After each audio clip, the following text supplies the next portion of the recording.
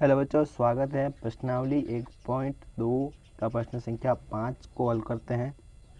देखिए क्या कह रहा है प्रश्न संख्या 5 कि जांच कीजिए कि क्या किसी प्राकृतिक संख्या n के लिए संख्या 6 की घात n अंक 0 पर समाप्त हो सकती है क्या। ठीक है ना।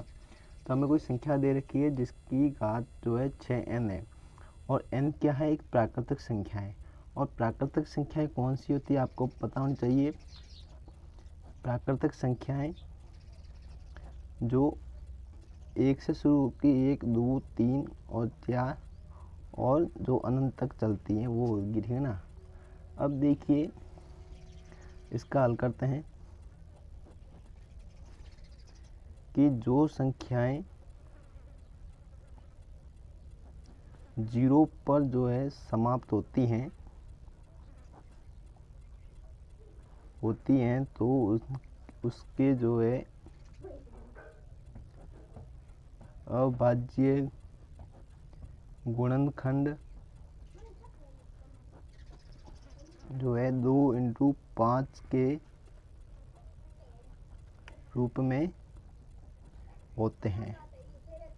कहने का ये मतलब है कि जिस संख्या के अभाज्य गुणनखंड के अंदर ये 2 और 5 का अगर जोड़ा आ जाता है तो वो संख्या 0 पर समाप्त होगी। अगर किसी के अभाज्य गुणनखंड के अंदर 2 और 5 का अगर जोड़ा नहीं आता है तो उस 0 पर कभी भी समाप्त नहीं हो सकती। ठीक है ना। तो यही हमें सिद्ध करना है। अब देखिए 6 की घात n हमें ये प्रश्न में दे रखा है और हमें इसके अभाज्य गुणनखंड करने हैं। ठीक है ना। अब देखिए 6 के अभाज्य गुणनखंड करते हैं, 2 का भाग देते हैं 3 बार जाएगा, फिर 3 का भाग देते हैं 1 बार। ठीक है ना। तो इसके अभाज्य गुणनखंड हो गए 2 की घात 3। ठीक है ना। अब देखिए यहाँ पे क्या लिख रखा है कि जो संख्याएं 0 पर समाप्त होती हैं उसके अभाज्य गुणनखंड जो है 2 × 5 के रूप में होते हैं। लेकिन हमारे यहाँ पे जो अभाज्य गुणनखंड है 2 × 3 के अंदर है। ठीक है ना। और इसका n जो है इसकी घात लिख देते हैं n। ठीक है ना। तो इसके अभाज्य गुणनखंड के अंदर 2 × 3 आया है, इसलिए ये जो संख्या है 6 की घात n कभी पर 0 पे समाप्त नहीं होगी। तो हम इसको लिख लेते हैं 6 की घात n जो है इसके किसी भी मान यानी n का कोई भी मान यहाँ पे रखते हैं, फिर भी हमारे ये 2 × 3 ही आएगा। 2 × 5 का जो है जोड़ा कहीं पे भी नहीं आने वाला। ठीक है ना। तो 6 की घात n किसी की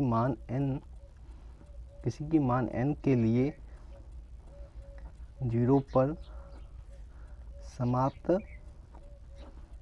नहीं होगी। ठीक है ना। और यही हमारा आंसर होगा। ठीक है ना। क्योंकि इसके अंदर 2 × 3 आ रहा है और 0 पर आने की शर्त क्या है, उसके अंदर 2 × 5 का जोड़ा आना ज़रूरी है। ठीक है ना। ये इसका हल होगा।